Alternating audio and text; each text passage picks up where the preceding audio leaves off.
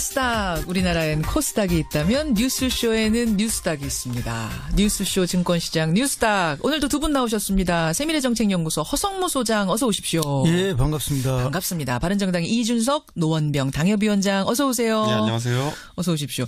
자, 우리가 오늘 일부에서도 특활비 얘기 노회찬 원내대표랑 한참 했어요. 네. 온 나라가 특활비로 어수선한데 두 분은 어떻게 나라에서 공식적으로 주는 특활비를 받아보신 적? 예, 저는 있죠.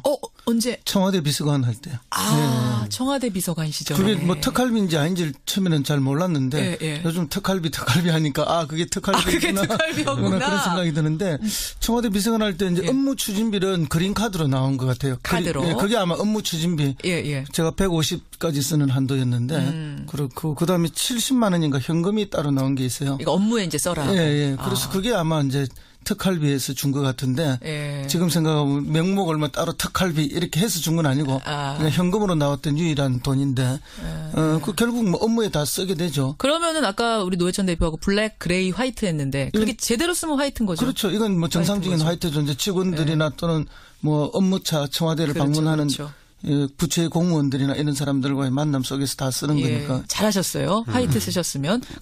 이준석 위원장은? 저는 뭐 나라에서 월급 받아본 적이 없으니까 특활비도 받아본 적이 없는데 제 지인이 이제 그 박근혜 정부 때 청와대에 이제 계셔가지고 얘기를 들어보니까 한 달에 이제 뭐 그분 직책이 이제 기자들한테 좀 밥을 사야 되고 이런 직책이다 보니까 자기가 한 월 200 정도까지는 따로 돈을 받았다고 얘기하더라고요. 특활비를. 근데 뭐 그때 그분 말씀으로는 이거 받아가지고 내가 기자들한테 쓰는 돈에 반푼어치나 되겠냐라는 식으로. 반푼어치나 되겠냐. 네, 이렇게 얘기를 했던 것처럼. 돈 많이 쓰는 거 자기 돈을. 그러니까 그 직위마다 참 다른 것 같아요. 보니까 돈을 쓰는 직이라는 그래요, 게. 그래서 그래요. 그분은 상당히 뭐 그거 외에도 돈을 많이 썼던 걸로 기억합니다. 그러니까 뭐 특활비라고 하니까 저는 예전에 그 국민학교 다닐 때 특별활동 시간이라는 게 있었어요. CAC가. CA. 클럽 액티비티. 내가 엄마한테 특활비 갖다 내 이랬던 특활비밖에 없는데 그래요. 특수활동비, 특활비. 하여튼 이준석 위원장도 언젠간 좀 제대로 받아서 제대로 쓰는 자리. 허성무 소장님도 제대로 모범적으로 쓰는 자리. 이런데. 근데 부지사 때는 특활비가 없던데요. 그냥 업무 추진비만. 그래요? 업무 추진비는 시장은요? 그린카드로 이렇게 쓰고 제가 시장이 안 돼봐서. 자, 복선을 좀 깔았습니다. 특활비 얘기 나눠봤고요. 이번 주 주제에 들어가 보죠. 이번 주 하한가부터 보겠습니다. 허성무 소장님, 하한가. 예, 저는 뭐 하한가로 국민의당을 골랐습니다. 국민의당 이준석 위원장. 저는 친박 중진들 고맙습니다. 친박 중진들 하한가. 친박 중진들 얘기부터 해보죠. 우리 지금 특활비 얘기 한참 했는데 최경환 친박 핵심 의원이 어제 압수수색까지 당했으니까 하한가네요 정말. 저는 참 의외였던 게 뭐냐면 최경환 의원 지금까지 6개월 동안 참 평온했거든요. 편안했던 게 뭐냐면 그래서 일각에서는 하다못해 최경환 의원이 혹시 지금 현재 정권 실세와 친한 거 아니냐라는 정도까지 얘기까지 나올 정도로 최경환이 잠잠했는데 이번에 그런데 직접으로 들어갔습니다. 보면은 검찰에서 흘릴 때부터 실명 거론을 해가지고 최경환 의원이 1억 받았다라고 이제 얘기 나왔잖아요. 이 소문은 있었어요? 이쪽은 전혀 소문이 없었어요. 특활비 쪽은 소문 없었고 다만 이제 사람들이 좀 짐작했던 게 미루어 짐작했던 게 뭐냐면은 예를 들어 박근혜 대통령 그 청와대에 40억 정도 이렇게 특활비가 유용됐다라는 얘기 나왔을 때 여론조사비로 5억 쓰였다는 얘기 나왔잖아요. 그런데 30억은 어디로 갔냐 했을 때 그렇다면 그 3인방과 굉장히 친소 관계가 있는 혹시 뭐 친박 중진들이 혹시 가져간 것이 아니냐라는 얘기가 굉장히 많았는데 그 돈과 다르게 또 이제 1억을 받았다고 이제 얘기가 나오니까 지금 사람들이 굉장히 좀 이게 생각보다 검찰이 굉장히 강하게 들어오는구나라고 이제 생각이 됐습니다. 그러다 보니까 검찰이 강하게 이제 강한 혐의를 들고 들어오니까 최경환 의원도 굉장히 강하게 이제 부인할 수밖에 없지 않습니까? 그렇죠. 그러다 보니까 뭐 희대의 무슨 뭐 동대구역 할복 발언 이런 게 나오고 하는 거죠. 무서워요. 동대구역에서 이게 사실이면 할복하는 옛날에 생각해 보시면요. 그 옛날에 저축은행 사건으로 박지원 대표가 돈 받았니 많이 이렇게 얘기할 때 그때 목포역에서 할복하겠다 그랬어요. 박지원 대표가. 그때도 할복이었어요. 근데 그때 결국 박지원 대표는 무죄를 받았거든요. 그러니까 사람들이 이번에 그 최경환 그 전 부총리 같은 경우에도 야 이게 할복이라 그러니까 할복하고 또 무죄인가 유죄인가 또 고민하게 되는 게 굉장히 단어가 셌어요. 어쨌든 보면 느낌상으로. 근데 어쨌든 이게 목포에서 할복하겠다, 뭐 동대구 얘기해서 할복하겠다. 하겠다 이런 표현은 예. 지역 감정에 호소하는 거라고 저는 봅니다. 지역 왜 감정 서울역에 사시면 되지 왜 꼭 가서 사셔야지. 아니 그렇게 또 얘기하시면 서울에 사시는 자기 지역에 자기 근거 지역을 지금 끌고 들어오는 거 아닙니까? 그것은 자기 지역의 지지자들 유권자들한테 도와달라는 이야기고 그것은 일종의 지역 감정을 부추기는 한 요인도 되는 거기 그리고 때문에 할복 얘기 이런 거 하지 마세요. 할복도 듣기 안 좋지만 특정 지역을 거론하는 것은 더 듣기에 민망한 일이다. 저는 뭐 이렇게 지적 안 할 수가 없고요. 스스로 자살하는 이 사회 문제가 얼마나 큰데 할복 얘기 이런 거 일단 하면 안 되고 지역까지 호소하는 거는 이건 더 나쁜 거다. 네, 그렇죠. 그리고 이제 최경환 의원 같은 경우에는 어떻게 보면 유탄일 수도 있는데요. 결국은 이제 뭐 국정원의 특활비 조사하다 보니까 그렇죠. 이게 장부에 나와 있는 거 아닙니까? 나왔는데 안 할 수는 없는 안 할 거예요. 수가 없는 1억인데. 거죠. 예. 이제 그런 건데 그러면 왜 이제 그 1억을 이 사람한테 줬느냐? 예. 이 사람은 국정원 특활비를 편성해 주는 기재부 장관이다면 권한을 쥐고 있는 사람이죠. 지금 국회의원 때 받은 게 아니라 장관일 때 받은 그렇죠. 거죠. 경제부총리 때. 그렇기 때문에 이게 더 엄중한 뇌물이 될 수 있다는 그럴 거죠. 수 있는 거죠. 그러면은 국정원은 왜 늘 받던 특활비가 축소될 것을 걱정해서 제대로 편성해달라고 뇌물을 줬느냐? 왜? 예, 그러면은 뭐 축소된다는 뉘앙스가 있었단 말인가요? 아니면 해마다 관례적으로 줬단 말이냐? 뭐 그 중에 하나 아니겠습니까? 그러겠네요. 어떤 경우라도 잘못된 거죠. 어떤 경우라도 그렇다면 과연 최경환 의원뿐이겠는가? 이거거든요. 그러니까 제가 아까 말씀드렸듯이 지난번에 40억 얘기 나왔을 때 5억의 행선지는 그 여론조사 비용으로 이제 나왔지만은 예. 원래 40억의 행선지를 이게 조사하다 보면 30억도 알고 있는 거거든요. 근데 검찰이 지금 안 얘기하고 있는 거거든요. 지금 보면은. 그러니까 왜냐하면 수사를 위해서든지 어떤 목적으로 위해서든지 얘기 안 하고 있는 건데 어쨌든 그 3인방의 일관된 진술은 뭐냐면 그걸 박근혜 대통령이 알았었다라고 이제 얘기하는 건데 그 용처가 어디겠느냐. 박근혜 대통령의 재산은 증가된 게 하나도 없습니다. 그 임기 동안에. 맞아요. 월급만큼만 증가됐습니다. 근데 그럼 그 돈이 어쨌든 용처가 있을 텐데 그 용처가 무엇이냐에 대해 가지고 이제 검찰이 들고서 지금 아마 정치권에게 시그널을 보내고 있다 이렇게 봅니다. 정치권이 떨고 있는 거 맞죠? 그러니까 그 5억이라는 것도 여론조사 비용 쓰였다는 것도 알고 봤더니만은 진박들 여론조사 비용 쓰였다는 거 아닙니까? 예. 그럼 35억이 어디 쓰였을지는 상식적인 국민들이라면 약간은 짐작가는 데가 있습니다. 어디요? 예? 저는 말 못하겠습니다. 그런데 그렇기 때문에 그 부분에 대해 가지고 아마 검찰이 강하게 지금 이제 이렇게 표현하면 그렇지만은 찌를 것이다라는 생각이 듭니다. 저는. 찌를 것이다. 예. 하성모 소장님. 네, 어디로 뭐, 갔을까요? 뭐 우리가 흔히 예측할 수 있는 한 2군데 정도 아니겠습니까? 네, 뭐 그런 정도라고 말씀드리고요. 예. 뭐 두 우리가 군데나 돼요? 저는 한 군데밖에 안 보는데. 한 군데는 어디? 한 군데는 지난주에 우리가 이야기하지 않았습니까? 정치인들에게 뭐 관리용으로 좀 들어갔을 거라는 거. 또 나머지 한 군데는 개인적 칩으로 착복됐을 가능성을 우리가 배제하기 어려운 집 거죠. 사고 생활비 쓰고. 그게 뭐 박근혜 대통령뿐만 아니라 국정원장들 본인들도 그랬을 가능성도 있고 또 뭐 알 수 없는 또 다른 사람들도 그랬을 수 있다라고 예측이 됩니다. 자, 그럼 최경환 의원 이제 이렇게 되고 나면 그다음에 친박들 어떻게 되는 거예요? 그러니까 지금 이게 골치 아파진 게 뭐냐면요. 최경환 그러니까 친박이었다 선언한 분들 중에서 지난주에 저희가 이제 일부 홍준표 대표 쪽으로 갈아탄 사람이 있다라고 이제 얘기했는데 제가 그 방송하고 난 다음에 지난주에 딱 굉장히 그분이 격앙된 목소리로 저한테 이제 그 반론을 하셨어요. 실명 얘기해도 돼요? 그때 저희가 실무는 윤상현 의원인데 그때 갈아탔다는 얘기 하셨잖아요. 예, 근데 그게 친홍으로. 아니라 윤상현 의원이 저한테 이제 반론 전화를 하시면서 전화하셨어요? 예, 말씀하신 게 뭐냐면 이제 홍준표 대표에게 돌아선 게 아니라 저는 박근혜를 버린 적이 없다라고 이제 얘기하면서 이제 홍준표가 좀 좋아졌을 뿐이다라고 이제 얘기하셨거든요. 원래 줄타기는 외줄타기가 아니고 두줄타기, 양줄타기, 갈아타기예요. 다리가 두 개인데 세 줄타기는 어떻게 합니까? 뭐 이게. 알겠습니다. 그분의 이런 반론 전화 왔다는 것까지. 예, 저는 그 반론까지 정확히 전달하는데 윤상현 의원께서는 그게 박근혜 대통령을 버린 적이 없고. 친박 겸 친홍입니까 그러면? 친박 겸 친홍? 그렇다기보다 홍준표 대표를 좋아할 수밖에 없는 이유가 있다 그러시더라고요. 그래서 저는 뭐 믿고 이해합니다. 그거는 제가. 알겠습니다. 이런 계절을 배신의 계절이라 하죠. 또 전화 오겠어요. 또 전화 오겠어요. 배신이 아니라 두 분 다 좋아할 수 있다니까요.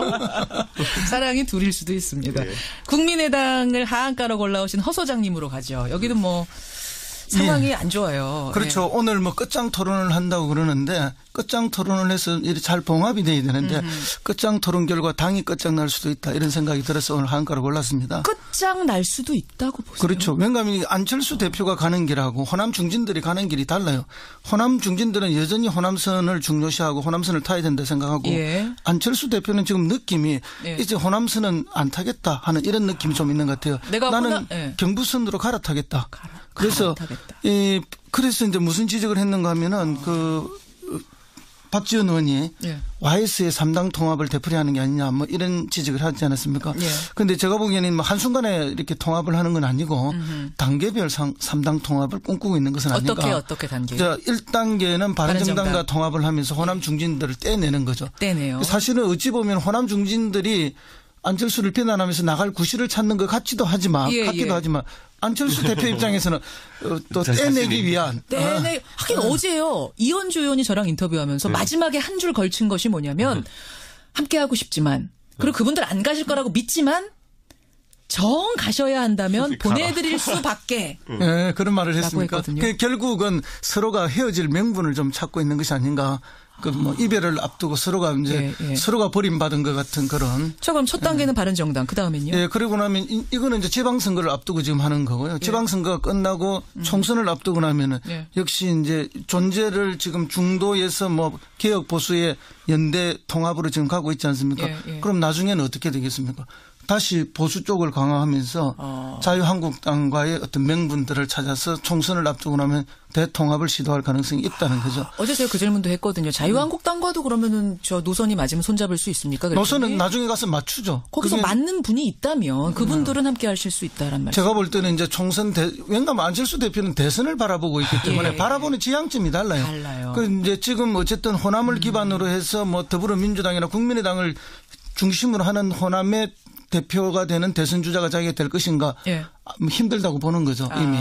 그렇기 때문에 자기가 갈 길을 따로 생각하는 것이 아닌가. 그런데 이제 안철수 의원 같은 경우는 자신감이 있는 것 같은 게 호남의 지지라는 것은 호남 출신 의원들이 많다 해서 얻어지는 게 아닙니다. 예를 들어 이번 대선만 본다 하더라도 호남의 의원이 하나도 없는 이제 문재인 대통령이 굉장한 지지를 받았거든요. 그렇죠, 그러니까 이게 뭐냐면은 결국에는 호남의 정신을 이해하고 있는 사람이면은 그 대선 주자가 이해하고 있으면은 의원이 중진 의원이 몇 명 있든지 관계없이 지지를 받는다. 역설적으로 지금 국민의당이 호남 다 차지하고 있지만은 호남의 지지를 못 받지 않습니까? 그런 것처럼 그 의원들의 존재 자체에 크게 구애받지 않겠다라고 이제 이야기한 것이고 저는 이번에 안철수 대표랑 약간 궤는 다른 것 같지만은 이현주 의원 같은 경우는 굉장히 강하게 이번에 박지원 대표를 몰아붙인 거거든요. 그러니까 저는 근데 여기에 대해 가지고 약간 학습 효과가 있다고 보는 것이 어떤 거요? 바른정당에 이제 탈주파 사태가 있었을 때 그때 문제가 탈주파라고 하세요? 저는 공식 명칭 탈주파로 씁니다.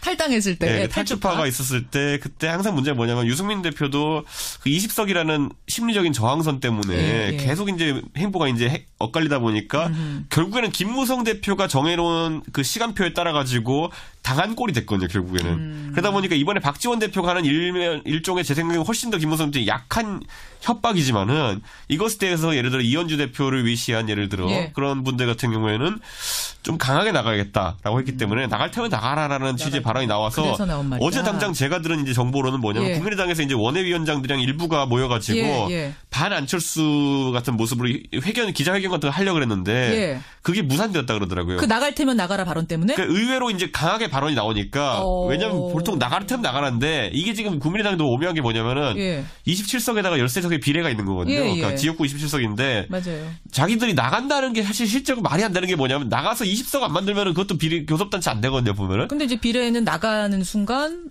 비례는 못 나가니까 그러니까 27석 중에 20석 나가는 게 그쪽에 그 정도의 그 지지를 확보하지 못했다고 하는 게 호남에서 이제 예를 들어 박지원 대표나 아니면 호남계 의원들 같은 경우에도 했던 말이 뭐냐면 우리가 따로 나가서 교섭단체 찰 수 있다 그랬는데 이건 정확히 뭐랑 일치하냐면 예전에 김무성 대표가 바른정당 나가기 전에 내가 나가면 15명 정도 같이 나가지 않을까 했는데 실제 나간 건 9명이었잖아요. 그러니까 숫자가 안 맞습니다. 그게 보면은. 그러니까 27명 중 20명을 데리고 나갈 능력이라는 거는 호남계 어떤 중진 애들이 없습니다. 지금 보면. 자, 그러면 이제 한마디씩만 정리하고 제가 넘어갈게요. 정말로 분당까지 갈까? 일단 바른정당 이준석 위원장 단답형으로 주세요. 네. 저는 어렵다. 분당 안 간다? 어렵다. 박지원 대표 혼자 탈주하는 거 가능해도 분당은 안 된다. 탈주하는 거죠. 허성무 소장님. 저는 분당에 버금가는 탈당이 있을 거라고 봅니다. 탈당이 있을 것이다. 그래서 바른정당과 합하는 것. 나머지는 호남파 의원들은 그러면 탈당하는 거죠. 탈당해서 민주당 갑니까? 아니요. 민주당을 바로 가진 않지만 일단 탈당해서 제3지대 당분간은 남아있겠죠. 두 분 다 어쨌든 갈라지는 거 모양새는 어떻게 될지 모르지만 갈라지는 쪽으로. 저는 나가려 하다가 20석 못 채워가지고 망신당할 거라고 봅니다. 그래요. 하한가 국민의당. 상한가는 뭐 가지고 오셨어요? 허성무 소장님? 예, 저는 상한가로 김부겸 행안부 장관을. 김부겸 장관. 이건 뭐 이유를 딱 알겠네요. 그러면은 이준석 위원장은 상한가? 저는 이제 국민의당이 저런 상황이다 보니까 안철수 대표가 의외로 주목받을 것이다. 이제.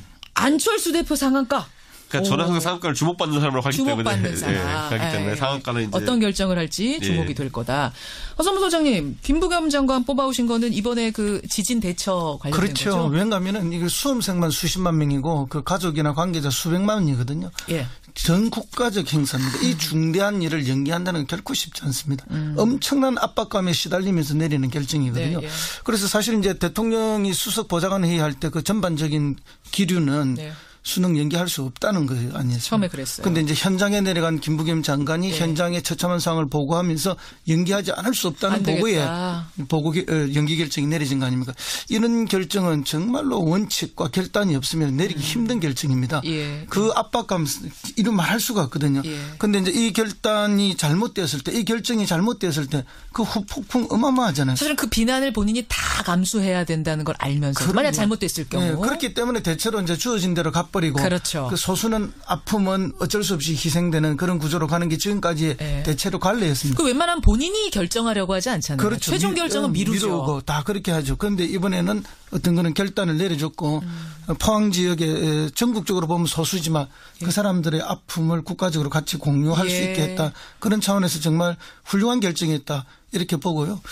더 훌륭한 거는 우리 국민과 수험생들이죠. 그런 그 당혹스러움을 느낌에도 불구하고 다 수용하고 너무나 공존의 지혜를 같이 발현해 주는 이 위대함에 저는 뭐 장관도 장관이지만 장관보다는 오히려 우리 국민들을 상한가로 뽑고 싶습니다. 수험생들 위해서 박수 한번 쳤으면 좋겠어요. 진짜로.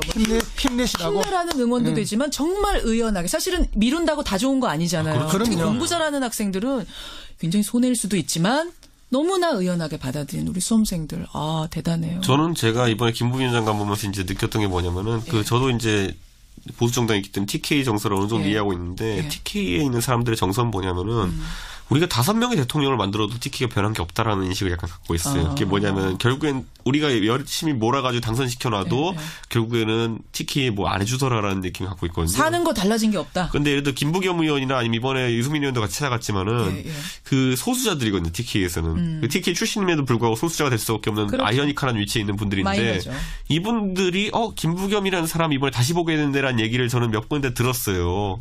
그게 뭐냐면은 확실히 TK 출신인데 고향에 대해서 뭔가 하려고 하는 사람은 다르다라는 느낌을 줬는데 저는 이게 굉장히 김부겸 그 장관에게 큰 자산이 될 것이다라는 느낌이 들었던 게 뭐냐면은 유승민 의원도 특별 재난 지역 이제 선포를 얘기했고 김부겸 장관 같은 경우도 그게 꼭 필요하다는 이제 얘기했는데 정작 이제 그 지역에 이제 다수당이라고 할 수 있는 자유한국당 사람들은 가가지고 뭐 굉장히 애매한 얘기들을 했거든요 보면은. 아니 류호혜 최고위원만 해도 이게 지금 포항 지진은 하늘이 문재인 정부에게 주는 경고다라는 얘기했다가 그렇게 정치에 이제 이용하려고 한 사람들과 대비돼가지고 다른 TK 출신 정치인들은 지금까지 소수자였던 사람들, 민주당과 바른정당이 있기 때문에 소수자였던 사람들이 이번에 상대적으로 부각이 되지 않았다는 생각이 하게 되고 저는 이게 내년에 이제 지방선거 때도 아이템으로 등장할 거라 느낀 게 뭐냐면은. 과연 과거에 호남이 그래가지고 호남 일당 독재가 올려 해가지고 국민의당을 이렇게 뽑았던 것처럼 이번에도 TK에서도 다른 그 움직임이 나올 수 있다는 생각이 듭니다. 그런데 유희의 최고위원은 자기가 최고위원이 얼마나 엄중한 자리인가 하는 부분을 제가 볼 때 인식을 다 못하는 것 같아요. 이게 재난으로 고통받는 그 시민들 국민들을 어떻게 감싸고 어떻게 구제하고 하는 그 부분에 관심을 가져야 되는데 정쟁의 수단으로 이걸 끌고 도는다는 것은 정말 철학의 빈곤이라든지 인식의 얕음을 드러내는 것이 아닌가 좀 안타깝습니다. 여기까지 오늘 뉴스닥. 사실 이번 주는 상한가 하한가가 참 풍부했어요. 그렇죠. 올릴 인물이 많아 고민들 많이 하셨죠. 누구 올려야 되나.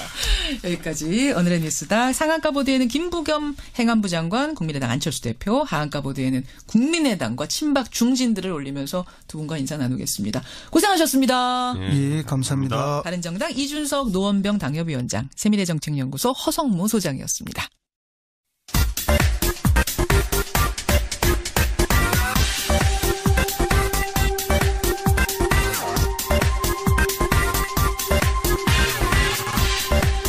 미국에는 나스닥, 우리나라엔 코스닥이 있다면 뉴스쇼에는 뉴스닥이 있습니다. 뉴스쇼 증권시장 뉴스닥. 오늘도 두 분 나오셨습니다. 세미래정책연구소 허성무 소장 어서 오십시오. 예, 반갑습니다. 반갑습니다. 바른정당의 이준석 노원병 당협위원장 어서 오세요. 네, 안녕하세요. 어서 오십시오. 자, 우리가 오늘 1부에서도 특활비 얘기 노회찬 원내대표랑 한참 했어요. 온 나라가 특활비롱이 어수선한데 두 분은 어떻게 나라에서 공식적으로 주는 특활비를 받아보신 적 예, 저는 있죠.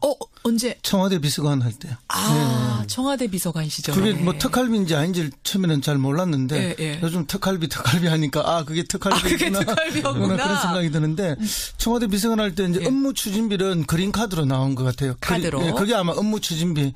제가 150까지 쓰는 한도였는데 그렇고 그다음에 70만 원인가 현금이 따로 나온 게 있어요. 이거 업무에 이제 써라. 그래서 그게 아마 이제 특활비에서 준 것 같은데 지금 생각하면 명목 얼마 따로 특활비 이렇게 해서 준 건 아니고 그냥 현금으로 나왔던 유일한 돈인데 그 결국 뭐 업무에 다 쓰게 되죠. 그러면은 아까 우리 노회찬 대표하고 블랙, 그레이, 화이트 했는데 그게 제대로 쓰면 화이트인 거죠? 그렇죠. 이건 뭐 정상적인 화이트죠. 이제 직원들이나 또는 뭐 업무차 청와대를 방문하는 국민의당 이준석 위원장. 저는 친박 중진들 고맙습니다. 친박 중진들 하한가. 친박 중진들 얘기부터 해보죠. 우리 지금 특활비 얘기 한참 했는데 최경환 친박 핵심 의원이 어제 압수수색까지 당했으니까 하한가네요 정말. 저는 참 의외였던 게 뭐냐면 최경환 의원 지금까지 6개월 동안 참 평온했거든요. 편안했던 게 뭐냐면 그래서 일각에서는 하다못해 최경환 의원이 혹시 지금 현재 정권 실세와 친한 거 아니냐라는 정도까지 얘기까지 나올 정도로 최경환이 잠잠했는데 이번에 그런데 직접으로 들어갔습니다. 보면은 검찰에서 흘릴 때부터 실명 거론을 해가지고 최경환 의원이 1억 받았다라고 이제 얘기 나왔잖아요. 이 소문은 있었어요?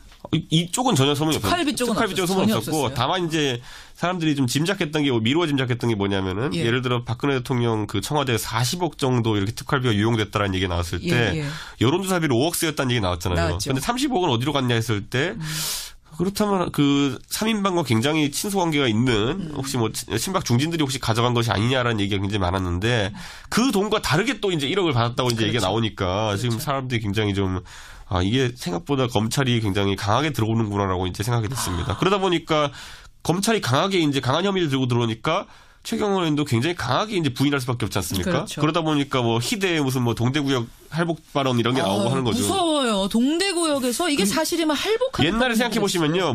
그 옛날에 저축은행 사건으로 박지원 대표가 돈 받았니 많이 이렇게 얘기할 때 그때 목포역에서 할복하겠다 그랬어요. 박지원 대표가. 그때도 할복이었어요. 근데 그때 결국 박지원 대표는 무죄를 받았거든요. 그러니까 사람들이 이번에 그 최경환 그 전 부총리 같은 경우에도 야 이게 할복이라 그러니까 할복하고 또 무죄인가 유죄인가 또 고민하게 되는 게 굉장히 단어가 셌어요. 어쨌든 보면 느낌상으로. 그런데 어쨌든 이게 목포에서 할복하겠다, 뭐 동대구역에서 할복하겠다 이런 표현은 지역 감정에 호소하는 거라고 저는 봅니다. 지역 감정. 왜 서울역에서 하시면 되지 왜 꼭 가서 하셔야 되지?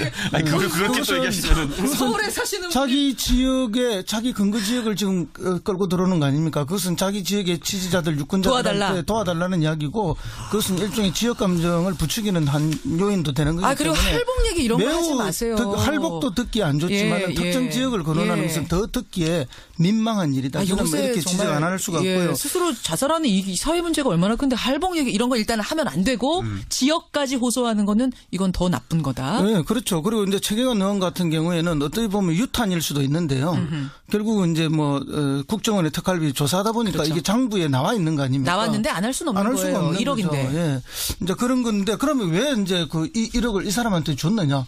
이 사람은 국정원 특활비를 편성해 주는 기재부 장관이다면 권한을 쥐고 있는 사람이에요. 지금 국회의원 때 받은 게 아니라 장관일 때 받은 거죠. 경제부총리 때. 그렇기 때문에 이게 더 엄중한 뇌물이 될 수 있다는 그럴 거죠. 수 있는 거죠. 그러면은 국정원은 왜 늘 받던 특활비가 축소될 것을 걱정해서 제대로 편성해달라고 뇌물을 줬느냐? 왜? 그러면은 뭐 축소된다는 뉘앙스가 있었단 말인가요? 아니면 해마다 관례적으로 줬단 말이냐요? 뭐 그 중에 하나 아니겠습니까? 그러겠네요. 어떤 게 구체 공무원들이나 이런 사람들과의 만남 속에서 다 쓰는 거니까. 잘하셨어요. 화이트 쓰셨으면.